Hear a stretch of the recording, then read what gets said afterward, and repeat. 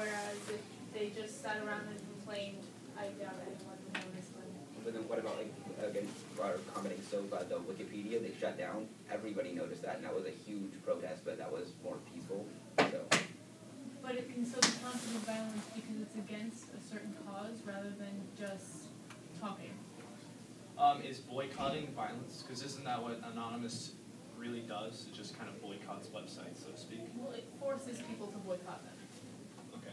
Agreed. Yeah, I'd like to agree that Anonymous is kind of, they're more noticed because they resort to violence. They don't exactly like boycott. They shut websites like the FBI website down, so that's violence, but then they get their message across like they need to be heard. Okay. Isabel, do you have anything to add?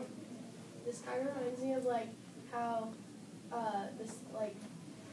your parents always tell you to not give in and react to like people who tease you or do stuff like that because it gives them the power because they're trying to get a reaction out of you.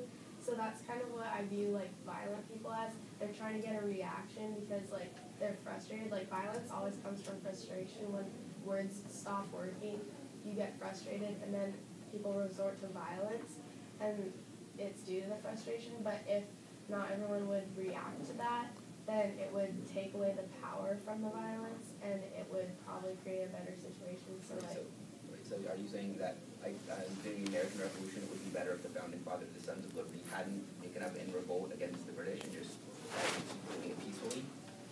I think in certain situations it can be different because they attempted at using words, and then the British, I guess, kind of started being violent first, more taking actions and controlling what they were doing, so they were making actions against them before, so I think that it caused a reaction. Fair enough. Tyler, do you have anything to add? Okay, Ian? Well, I just wanted to add on to like Isabel said, like the Founding Fathers, they didn't this like that one bill, treaty of Paris or something, and then like the British like rejected it completely. So then, since peaceful ways didn't work, that just start revolting. Okay. Carolina? Well, I'd say that peaceful protests are generally more heard in the end, but a violent protest is heard sooner, and here is something done about it sooner. All right.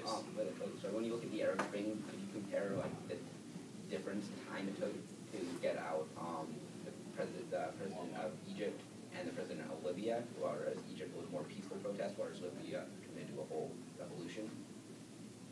Well, you can probably compare, but I don't really pay attention to Arab Spring. Okay.